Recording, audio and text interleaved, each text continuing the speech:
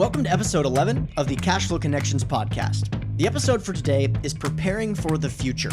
In this episode, we discuss some of the trends, technologies, and economic shifts that are set to take place over the next 5 to 10 years and how you should be positioning and structuring your investments to be well protected. The truth is, there are a lot of really important questions that you need to be asking yourself when looking at the upcoming changes that are taking place. So, for example, what are the effects of self-driving cars? How is this going to affect your real estate portfolio, especially if you have a lot of parking lots? What effect are robots and automations going to have on your investment portfolio? We're going to talk about all of this today with a very knowledgeable guest. In fact, it is our first ever repeat guest on the show, so I'm really looking forward to it. Also, I wanted to mention, it has been a really exciting few weeks here at Cashflow Connections. I was recently asked to be a guest on the Tom Woods Show, which is a very large and influential libertarian and economics podcast that I've been listening to for quite some years. The show gets thousands of downloads each episode, so when our episode launched, it briefly pushed Cashflow Connections to the top 100 business podcasts on iTunes. So just want to thank everyone and welcome all the new listeners. Also, just a quick reminder, one of the major metrics people look at when they decide to be a guest on the show is how many reviews the podcast has. So if you will do us a big favor and leave us a review on the podcast app, it would be greatly appreciated. So much so that I will give you a free copy of our new ebook on self-storage investing. Just leave a review, screenshot it, and then send the screenshot to info@cashflowconnections.com, and we will send you a download link immediately. All right, let's get straight to the episode. How's it going, everyone? Today, our guest is Jeremy Roll, who's been an active real estate investor for over 14 years, who left the corporate world in 2007 to become a full-time passive investor in cash flow. He is currently an investor in more than 70 opportunities across over $500 million worth of real estate and business assets.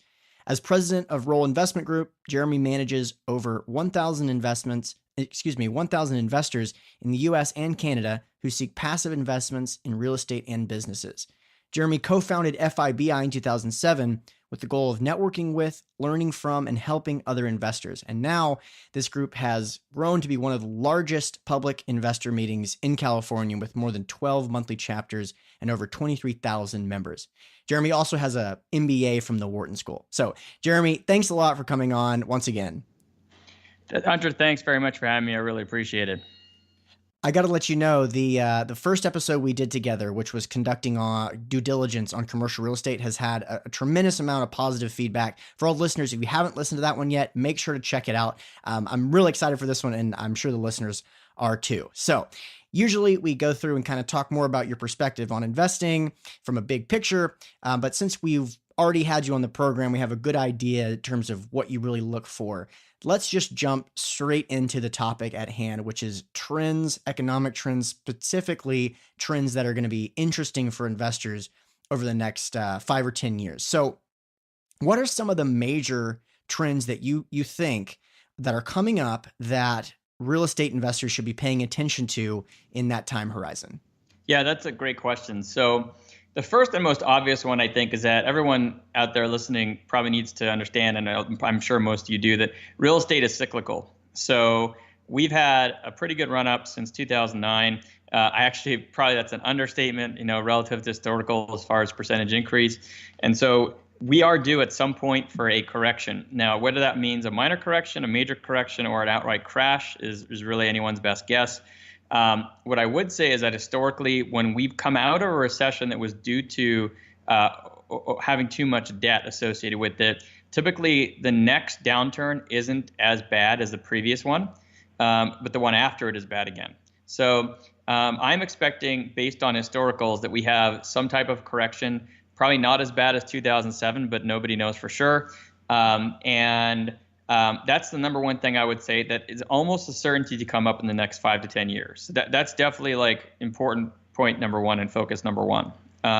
From there, I would say that the higher level, kind of longer term economic trends that are coming up that could be very important depending on which asset class you're looking at include a number of things. Number one is that the inflation-adjusted median household income continues to languish in the U.S.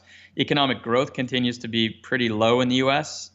It's definitely we're having structural issues with it. So number one is you probably want to consider the fact that I don't see a good reason to expect high economic growth or high household income growth going forward. If anything, I would expect it to be somewhat flat or very low growth. And so you definitely want to consider that depending on what you're investing in. There's also some other trends such as there's potential for robots or automation to have a very large impact on a lot of jobs across a lot of sectors. And that can have a lot of different effects on real estate, including demand for certain types of real estate, household incomes potentially dropping as a result, and therefore like lower income services and products being in demand versus higher income. There's a lot of different things that can go into that, and we can get into the details. And then finally, there's the advent of self-driving cars that potentially could completely change the demand for certain types of real estate. And if robots and self-driving cars sound like crazy talk to anyone who's listening, and I can understand why, really, I think you're going to be surprised how quickly some change can happen. So let me give you a great example. The iPhone first came out in 2007. That's 10 years ago, only 10 years ago. That means that more than 10 years ago, we did not have these crazy supercomputers in our pockets. Think about what's happened since we've had these supercomputers in our pockets and what we can do with them now versus just 10 years ago. That's not a long time ago. I can tell you that publicly, a lot of large auto manufacturers had stated that they have goals of releasing self-driving vehicles to not necessarily to consumers at first, but to services like Uber and Lyft for commercial use around 2021, give or take a year. So that's really not far away at all. I mean, that's within 5 years.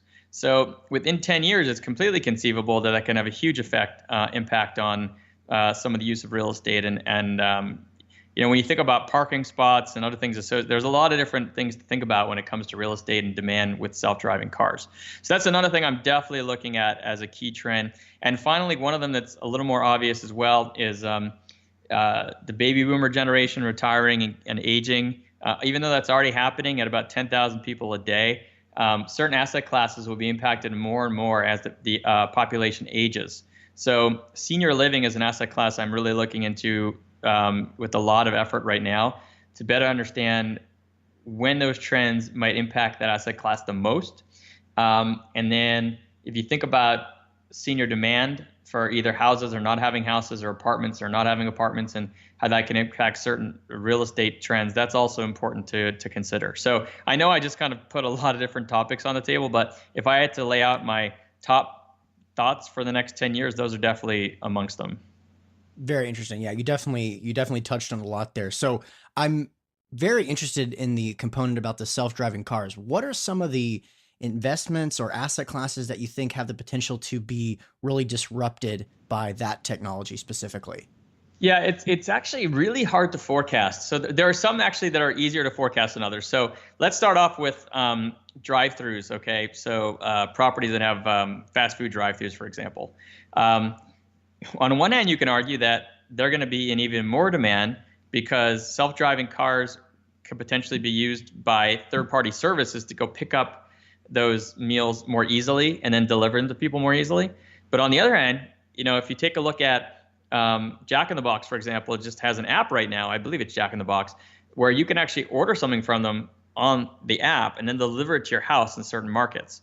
Now, I'm not quite sure how they're facilitating that, but if they're actually facilitating it through their own kind of warehouse cooking facility, then all of a sudden those drive-throughs are no longer going to be of as much traffic. So that's one great example. Like, okay, well, how is it going to impact drive-throughs? And if you're looking to buy a retail center that has a drive-through, is that going to be a plus or a minus? Depends on who you ask and how this all unfolds. So a little complicated to sort that out. You have parking. So one of the concerns I read about self-driving cars is where does the car park itself and how many cars are going to be on the road versus now and all these other things. So there's a lot of things I'm still trying to even how can I put it, like sort through and really fully understand and try to extrapolate out what's going to happen. But I can tell you that my conclusion at the moment is that self-driving cars are going to reduce the amount of cars on the road. And I say that because right now, from what I've read, if you own a car, it's actually not being used on average 97% of the time, meaning you're only using it 3% of the time. That obviously includes overnight, but that's still around the number that the average is. Imagine if nobody owned a car and they just use self-driving cars to get around. What I've been told is that we probably need about 90% less cars than we need right now, because of the utilization rate of all the other cars, assuming they're using self-driving cars towards the 75 to 90% range. So if we have 90% less cars on the road, what happens to the large retail enclosed mall that literally more than half of its land is like dedicated towards parking? What's going to happen with that? What's the use going to be for that? And then what's going to happen with the office building that has a parking lot that can accommodate 1,000 cars when that's no longer needed? Whether it's even indoor parking and what can they do with those stories versus outdoor parking, right? Because there's both in office parks. So it's not so clear cut is what I'm trying to tell you, I think, Hunter, but there's a lot of thinking that has to go through. Like if you're looking at a specific type of property, you've got to really think about these things before you plunge into a 5 or 10 year commitment towards it, in that all these things could be changing quite rapidly. Another thing about self-driving cars is that if you look at the millennials, they have a much higher level of interest in living in urban areas, downtown areas and urban areas, versus the previous population that was really migrated towards the suburbs. And what's interesting is that it used to be that office parks would come up in suburbs to accommodate the surrounding living population because people would like to live near where they work. Well, now you've got these millennials who would prefer to live in downtown areas, and the advent of self-driving cars will actually make their commute a little easier to get to the suburbs. And so the question is, will those office parks potentially, what's going to happen to them, right? Because maybe less people will live in the suburbs, or less of the younger workforce will live near the suburbs. Are they going to take self-driving cars to those offices and they're going to deal with that commute? Or are they going to demand that they walk, for example, to their office space, and there'll be more office conversions in the urban areas? So that's something else to consider in just one asset class. So I don't mean to make this sound overly complicated, but I'm hoping for people who are listening to this, just make sure that you're taking into account these trends, because they can have huge effects on reshaping the demand for certain asset classes going forward. Totally. Given some of those things you just laid out, specifically, millennials' spending habits, I think a lot of that demand for those inner city urban areas is, from my perspective, millennials aren't as concerned with purchasing a home. So a lot of the drive for the suburbs, the fact that you could actually buy a place if you moved 30 minutes plus out of the middle of a city. It seems to me to be that changed significantly after 2008, and millennials are not really concerned with owning anything, let alone a house. Do you think that that's in line with reality too, or do you think that's causing that as well?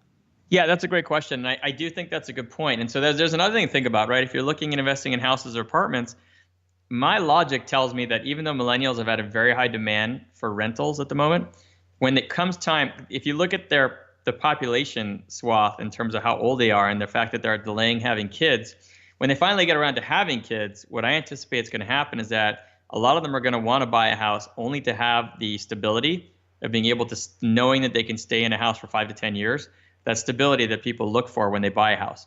So I feel like part of the issue with the millennials so far has been that they haven't actually had to deal with that. And therefore, they've actually had the choice of either owning or not owning without having to worry about the stability as much, because they have more flexibility because they haven't had their kids quite yet. So I actually believe, just personal opinion, that there will be more housing demand in the next 5 to 10 years as the millennials get old enough to the point where they have their kids and they want more stability. But I don't read that very much. I'm just trying to think ahead on that, just a personal guess. And if that happens, then you wouldn't necessarily want to make as much of a bet on apartments in the next 10 years, but maybe more of a bet on homes. I'm just, as an example, I'm not saying I'm doing that, but just as an example on this topic. Totally. What are some of the investments that you're currently really bearish on, given some of these perspectives? Yeah, great question. So first of all, I think this probably won't surprise anybody who's listening, but I'm absolutely bearish and been bearish for many years on large enclosed retail malls. There's been a lot of carnage with actually a lot of bankruptcies this year, specifically associated with larger retailers, big box retailers. So definitely continue to be very, very skittish on that. Also skittish similarly in retail strip centers that have very large big box retailers. So when you think of a retail strip center, sometimes you'll find a strip center maybe has a lineup of 10 smaller retailers, mom and pop shops like mom and pop liquor store, mom and pop dry cleaners, et cetera. And there are some services that people are going to probably continue to demand, and they're not subject to the same type of future characteristics potentially as a larger big box, like having a Best Buy in a retail strip center, when you've got those larger big box retailers who are more likely to potentially downsize because they've got such high overhead with the retail footprint. So I'm a little bit careful, actually a lot careful on the big box retailers within the retail strip centers. And actually been in a couple retail strip centers that have been selling. Had sold last year. One's currently up for sale specifically because of that concern. And then another one I'm wouldn't say I'm bearish on, but I'm a little bit uncertain about is hotels. Hotels, generally I stay away from them because I look for stabilized, predictable cash flow, and the predictability of the cash flow of hotels is a little bit harder in most locations, not at all.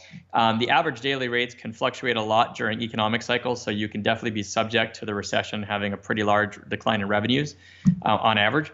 But hotels, interestingly, if you look at them as a aggregate, they've actually languished since 2009 from a pricing power perspective. So they're the only asset classes that have gone about flat, relatively speaking, compared to like indexing, at 2009 pricing. So there's a little speculation as to why this happened, and it's not really clear to me. I don't really pay too much attention to the asset class, but I would definitely be a little weary about that asset class going forward to sort out why that's happening and what may happen in the future. Airbnb and some other things are obviously having some type of an impact depending on the market. And then what else am I bearish about? Industrial is real interesting to me. Part of me feels like industrial is going to have a lot of increased demand from e-commerce companies and online retailers, and all these apps and associated services with them. Part of me, though, is having a very hard time sorting out where the demand's going to be. So if you think about large industrial parks in more suburban or outlying areas, that's been, the kind of hub and spoke model a lot of large retailers have. I think of a Walmart with their distribution centers. That's been a strong place, a strong type of play for a long time if you're comfortable with the idea of having one or two tenants with, a lack of tenant diversification in a typical facility. But what's going on now, and Amazon's a great example of this, is that Amazon is offering Prime Now, which is their 1 to 2 hour delivery service in a lot of the major cities in the US. And the way that they're enabling that, from the research I've done, is that they're actually renting very small warehouses in unlikely areas that are very close to, on the fringe of some of the residential areas that they're really close to be able to deliver, right near entrances and exits to freeways, so they can get on and off the freeway to get to other areas very quickly. But in areas where there isn't that much of a mix of warehouses because you're not in the industrial parks. So if you were trying to capture Amazon's footprint going forward, it'd be very hard to actually forecast where they're going to have their demand.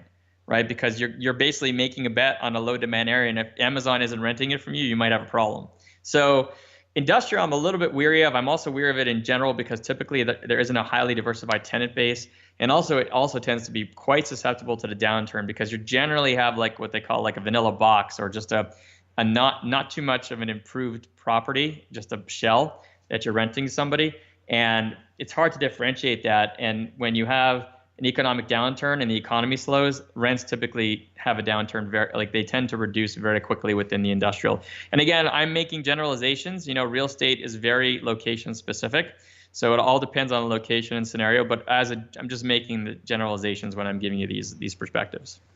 Sure. I mean, we definitely appreciate the big picture stuff, and we appreciate you taking the risk of kind of making some of these general claims too, because I think it's really beneficial for a lot of investors.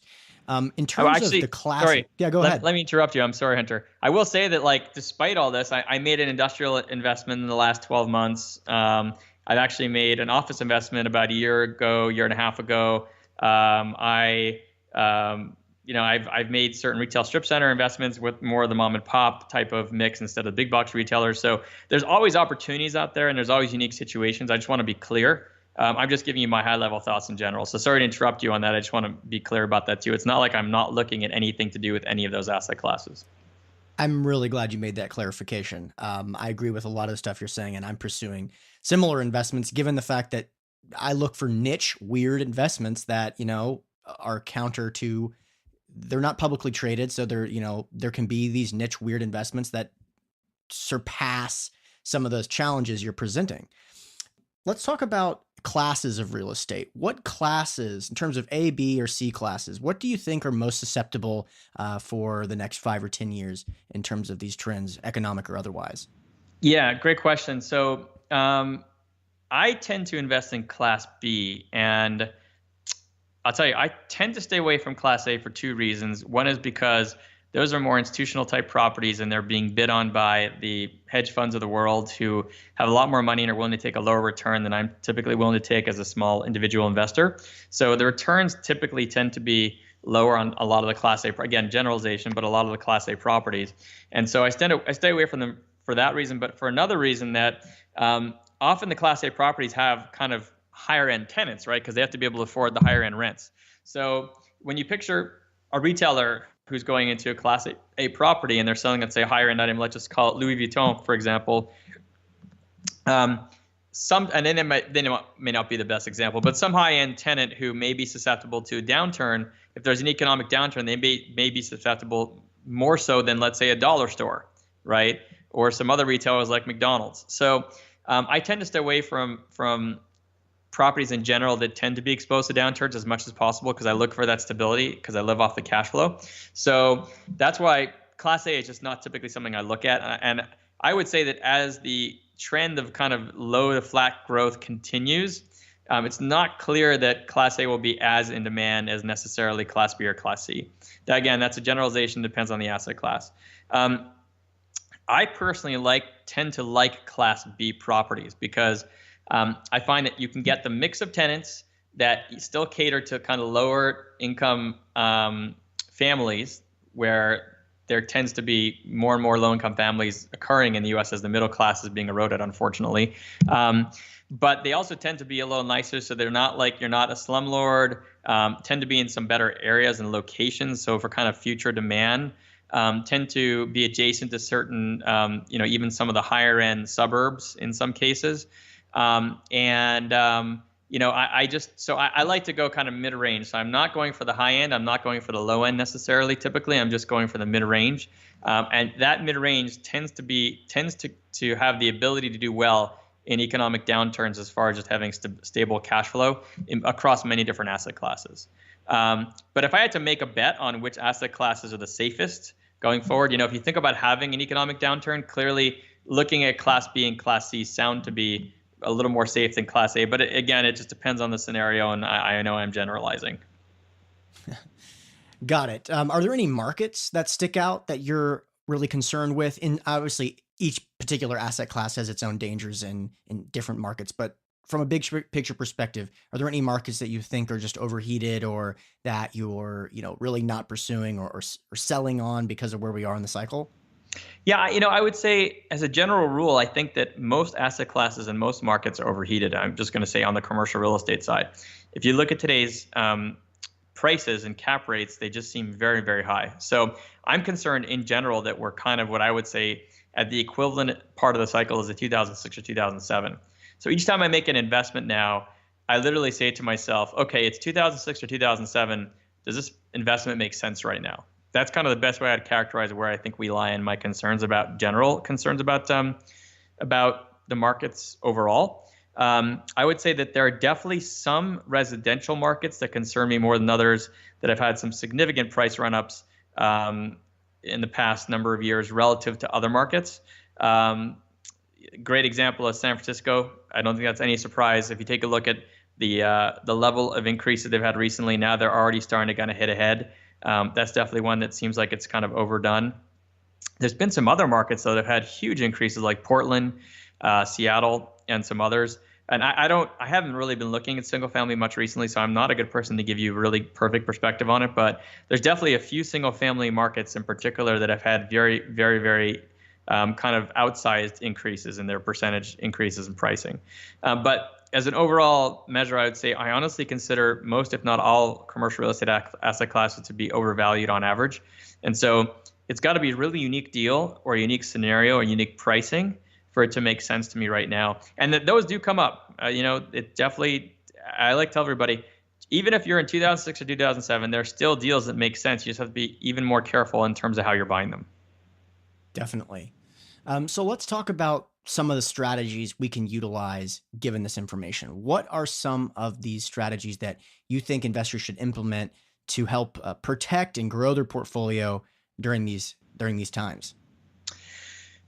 First thing I would say is that be very careful right now. Again, I'm one person's opinion, but I tell everybody to be very, very cautious right now in terms of just going into an average deal. So if you want to protect yourself, just look for unique deals with unique pricing right now, where almost to the point where you say, okay, this is a no-brainer. And I'm going to give you an example, which will make sense, I think, to most people. So I invested in a several hundred unit apartment building in an area called Midland, Texas. And so for those of you who are not familiar with Midland is kind of the epicenter of oil. And that town is comprised almost exclusively of oil-related people in terms of their jobs.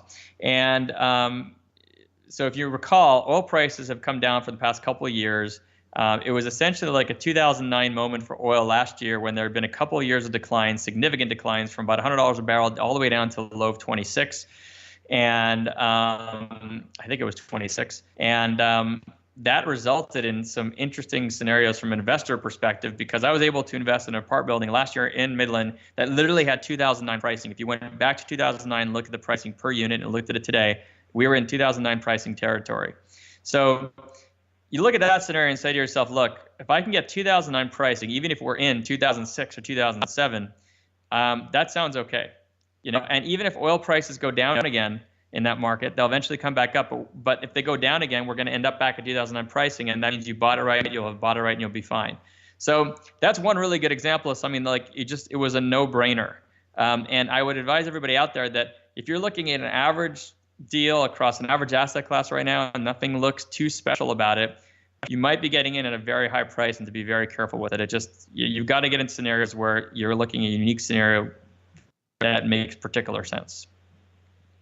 Yep, that makes total sense. Some other things to consider as well. Once you establish a deal that you're looking at, the underwriting criteria, the deal structure, the risk profile, also, and this may be the most important one, the experience. If you're investing passively, you want to make sure right now, especially, you're dealing with someone that has experience during different stages of the cycle. So when I look at deals, and I look at deals the way they're underwritten, if I look at a new deal and it's in a group that has been around since 2009, they may have stellar returns over the portfolio, and they should, because they start at the absolute bottom of the cycle. So, however, if you're dealing with a company that's been around for 30 years, they have seen many, many cycles. They know what to do in these cycles. If they didn't, they wouldn't still be around. So just looking at the experience, looking at that. And then if you're actually investing actively, invest in the things you are experienced in. If you're the person that you're depending on, make sure to make that call on something that you have done many, many times in the past, because I think that's really critical to kind of tighten up your strategy at this point. Okay, cool. So let's talk about, go ahead. Sorry, Hunter, I just want to add in that, just to kind of further answer your question, it just occurred to me, I should say that, another thing you can do to protect yourself at this point is if you do believe there will be some type of economic downturn and some type of a price adjustment in the next few years, you're definitely going to want to invest in asset classes that do particularly well during downturns. And I'll just throw a couple out, like mobile home parks tend to do very well during economic downturns. Self-storage tends to do very well during economic downturns. Apartments tend to do very well during economic downturns. The only thing I would caution you of is that apartments are extremely expensive right now. Frankly, most of the asset classes are. So even though these are all good ideas for downturns, it doesn't mean that it just makes sense to go into any deal in any of these asset classes necessarily. You still have to find a particularly good deal right now from a pricing perspective because you want to buy it right. That being said, those are just examples of some asset classes that do well, particularly well in the downturn. It's another way to protect yourself if you're going to look at making new investments right now.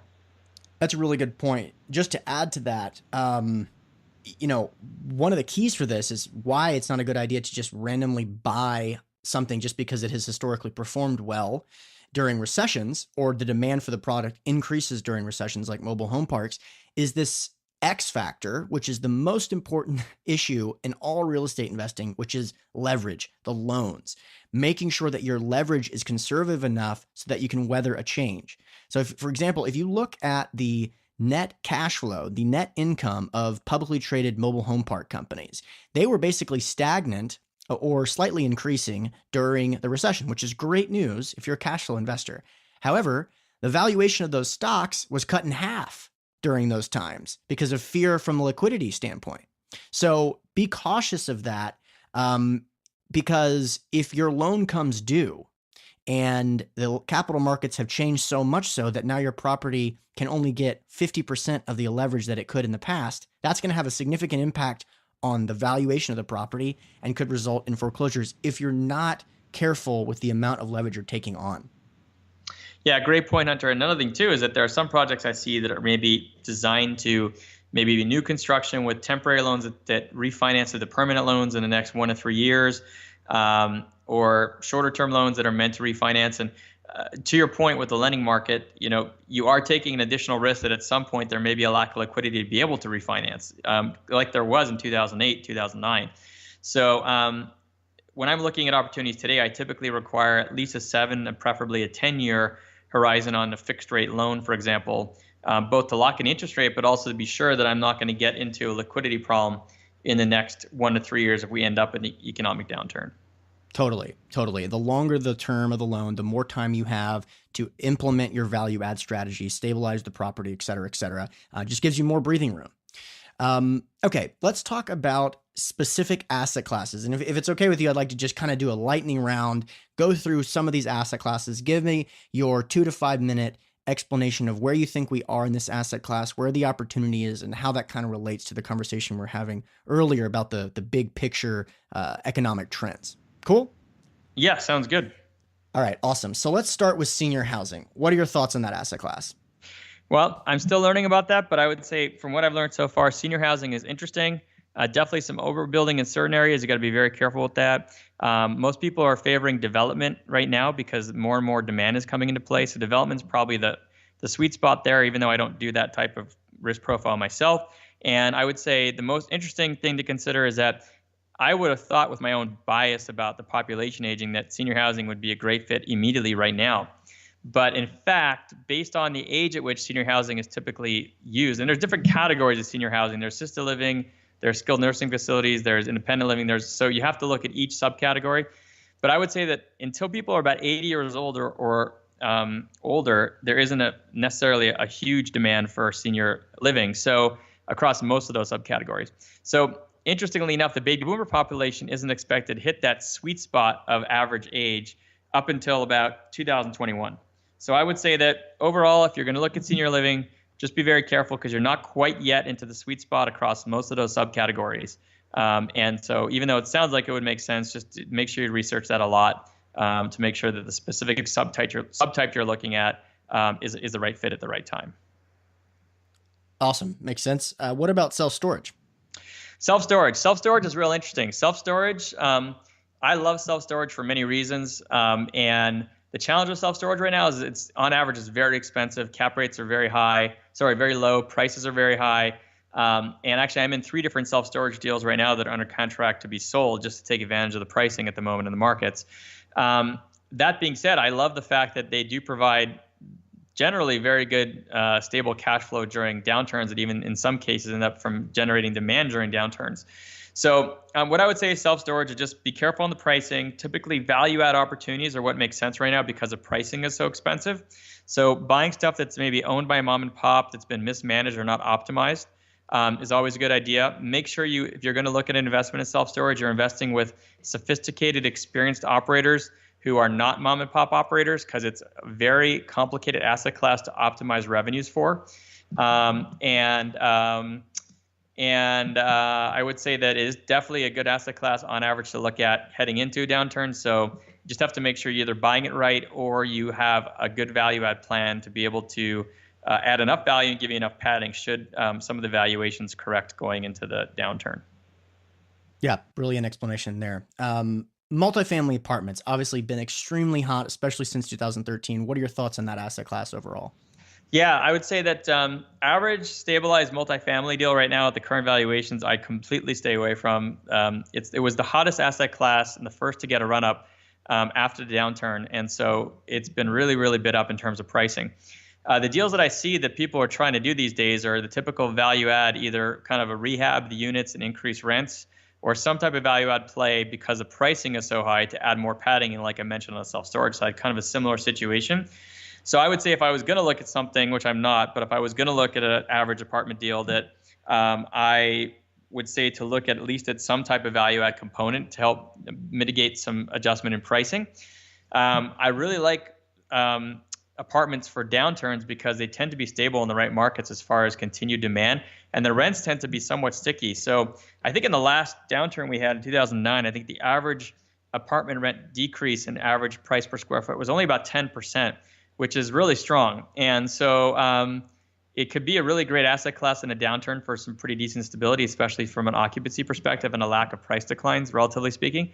But just be really careful on that. Prices are very high. I cannot wait to jump back into apartments after we have some type of price correction. But I'm waiting that out overall, even though I did actually make 3 or 4 multifamily investments in the last 6 months, just based on those very unique situations I was mentioning before. Interesting. What about office? Office is real tricky to me for some of the reasons I outlined before, but in addition to the fact that with more people working from home, telecommuting technology making that more and more feasible, the demand for office going forward is really hard to predict. I also don't love office because there's a lot of tenant improvement costs associated with it, and if you haven't budgeted correctly for that, or if you have unexpected tenants leaving, then it can really put a dent into your cash flow. And since I look for stabilized cash flow, that tends to be very hard in terms of predictability. So I didn't, like I mentioned, I invested in an office deal about a year ago. It was unique pricing, and I couldn't resist it. I like the tenant mix for a downturn. But I would say office is tricky. So I'm actually not intending to look at that much office in the next decade. I'm sure a lot of people out there have different opinions. So I would just say be careful. Pricing is high in office like everything else. And if you're going to go into an office deal right now, be sure to look at the tenant mix and try your best to assess the probability of your tenants getting through a downturn. That's the number one thing to look at there aside from the pricing. Cool. And you mentioned retail earlier, and you mentioned the enclosed malls, which are clearly basically a thing of the past. Big box retail obviously suffering, things like J.C. Penney, Blockbuster, even Sears, stuff like that really struggling. But what are your thoughts on the grocer anchored retail shopping centers? Great question. So I have mixed feelings about it. I think in the short term, it's a great play. People are still going to have to go buy food when there's a downturn. So historically, I've always thought of that as recession resistant. But what seems to be a potential threat going forward in the next 5 to 10 years is a lot of people have been trying to do grocery online. It's very challenging with the very slim margins in grocery combined with delivery costs. It's very hard to do. Amazon is looking at some store concepts right now in grocery where they would have a much smaller retail footprint. So maybe say half the size of a regular grocery store, and either curate items or not require cashiers for automated checkouts and all these things that would allow them to do a smaller footprint. So I am concerned about investing in a grocery deal from a 5 or 10 year horizon perspective at this point, because I'm afraid that a lot of these large grocery chains, they may very well survive, but I think they're going to survive in a smaller footprint. And so if you have, a large store right now that you have as your single tenant, your single largest tenant, you're dependent on that rent, and then they renegotiate half the footprint, that's a pretty major change in the rent. So I am being very careful, and I consider that kind of the big box. It's not just a grocer problem. I think it's a big box retail problem that could come up in the next 5 to 10 years that I mentioned before, where I'm concerned that some of these retailers are going to scale down. That all being said, I want to throw out an interesting statistics that I saw recently, which is that so far in the U.S., 86% of sales still occur in brick and mortar stores. Only 14% of all retail sales are online, which actually surprised me. And I think I'm a little biased because I live in a larger city where maybe there's a higher percentage of the population use online versus some of the outlying areas. But still, 86% of retail sales still occur in brick and mortar shops. And so they're clearly not going away completely anytime soon. But, we're talking about 5 to 10 years from now. A lot can change in 5 to 10 years. Yeah, that's a good point. Speaking of a lot can change in 5 to 10 years, hotels. You mentioned recently they haven't really recovered. I think Airbnb has certainly played a role in that. And also, one of the first things that businesses tighten up when they have corrections is travel. So I think a lot more conferences and meetings are taking place via Skype, on the internet, et cetera. What are your thoughts on hotels going forward? Yeah, great question. Now, I tend to stay away from hotels for the most part just because of the average daily rate volatility. So I'm not the best person to give you an opinion about a hotel. I would say on average, I'm definitely concerned about the adjustment factor in terms of average daily rate going into a potential downturn, like you mentioned. Um, and It's interesting though, because hotels are very location specific, like anything else, right? So if you were looking at investing in a hotel that was half a block away from Disneyland in California, as an example, all you'd want to look at for the most part is what is the demand going to be at Disneyland for the next 10 years? And if you believe it's going to be strong, then you don't care about, the business travel. I'm just saying. So there are definitely unique situations and exceptions to the rule when it comes to hotels because they're all very location specific. But I tend to stay away from them in general because of that volatility. So it's hard for me. I don't know the asset class as well. It's hard for me to give you a good 5 to 10 year horizon on them. Okay. Fair enough. What about mobile home parks? We haven't really talked much on that yet, but I have a feeling you have an interesting perspective on that one. Yeah, mobile home parks are real interesting. I love them for many reasons. Most because of the stability of the income and the very low turnover rates. I'm a little concerned about them now because they're becoming a little bit what I would call hot, meaning that they were one of the last asset classes that had price increases because people had been chasing yield across apartments and other asset classes, and they finally turned around to mobile home parks. There's still a lot of yield left in them about 24 months ago. And so prices have come down for the last 24 months in that asset class. Sorry, prices have gone up. Cap rates have come down for the last 24 months in that asset class. And I think cap rates have gotten quite compressed, and I'm definitely concerned about valuation. That being said, I do think that if you're able to buy something at say better than average price and you have a value add strategy, there's still a lot of opportunity out there on the value add side.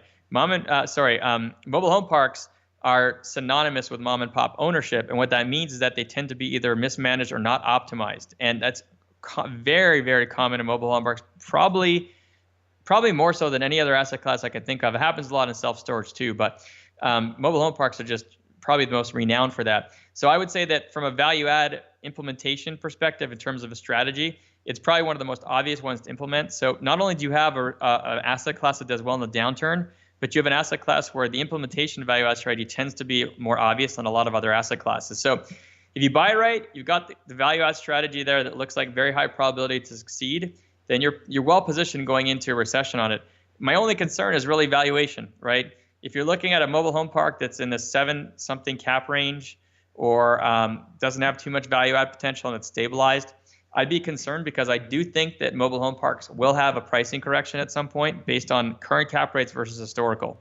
So a lot to like there, and just be careful how you're buying it. Totally. And again, not to harp on the same point, but particularly with these niche, weird investments, it all comes down to leverage. So when things tighten up, the first asset classes to struggle to get financing are the ones that the banks are less familiar with, and mobile home parks would be certainly one of them. I love the asset class too. Just be careful about the leverage you're looking at. So I know that your expertise is generally in real estate, but I also want to get your perspective on oil as the last asset class. What are your thoughts on oil in terms of the previous opportunity there because of the collapse in prices? And what do you think for the next 5 to 10 years there? Great question. Boy, is oil hard to predict. There's so many factors, a lot of which are political, and frankly, I think a lot of price manipulation, but that's just my own opinion. I have no basis in fact for that. But so with oil, what's been going on in the past couple of years is that prices have come down. There's been a surplus of oil essentially throughout the world, and OPEC came together, tried to cap their oil production to limit the surplus, and they're still working through those surplus inventories. Oil is actually, as we speak, coming down the past week just because people are seeing that the surplus is still there, and there's a lot of increased production coming through the U.S. shale production that OPEC is trying to offset, but they're kind of almost, I wouldn't say cancel each other out perfectly, that's not true, but the U.S. increase in production is actually having a very negative effect on the price of oil. And so That one is very hard to predict on a 5 to 10 year timeline. Here's what I would say. First thing is, we had a downturn a couple of years ago. We went down to about $26 a barrel. I got lucky. I invested in 3 really good short sales of working well properties that we got at fantastic prices. Just to give you an idea, the current market value of those properties is probably at least twice what we paid for them even a year ago, just because we bought them at the right time, right? It was like 2009 for oil last year. So my concern at the moment is that I am anticipating that with an economic slowdown, we would have one more price adjustment in oil before it maybe goes back up. So I'm waiting to see if and when we have a downturn to see what happens to the price of oil. And if it does go down further, as I'm hoping or expecting, then I'm hoping to jump into a few more projects at that time just to get them at the right price. And then from there, I think we'll probably be stabilized back up to 40, 50, 60 or more dollar range. So I think in the short term, there's a lot of downside potential, both because of increased shale production in the U.S. Combined with a potential economic downturn. So I'd be very careful in the short term. But in the medium to long term, I think that if you can get in at the lower prices, saying somewhere between the 26 and 35 to $40 range, then I think you're positioning yourself really well. Of course, that's speculation. Oil can go up and go down many different ways. The one thing that a lot of people don't talk about with oil is that there's certainly a certain break-even price of oil in terms of production cost, and that occurs throughout. It's different throughout different areas in different countries. And like any other good or service, there's a point at which people won't produce it if they're not going to get enough money to actually break even on the production. So I believe oil has an artificial low point. I would say not artificial, but actual cost of goods low point of probably in the 20 to 25 range. Nobody knows for sure exactly what it is.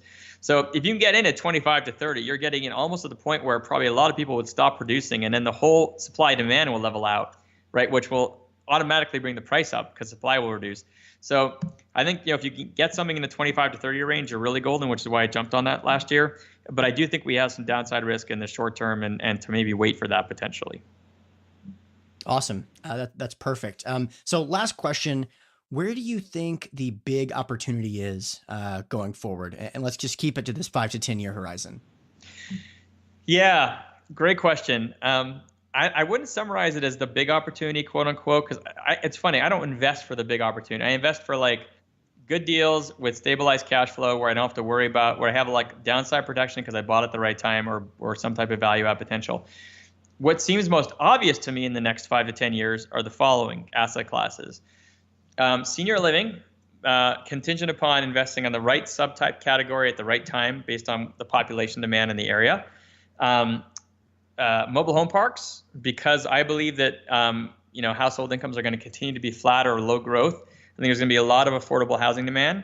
And without getting into too much specifics, supply of mobile home parks actually goes down every year.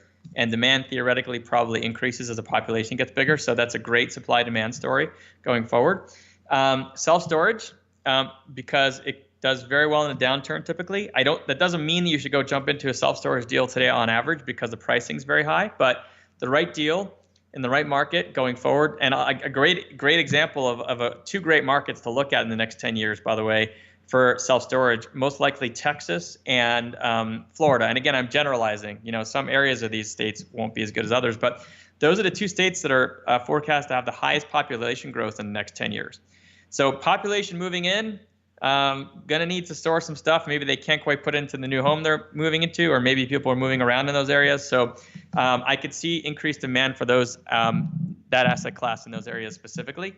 But in general, I really like the economics of especially in the right locations for that asset class.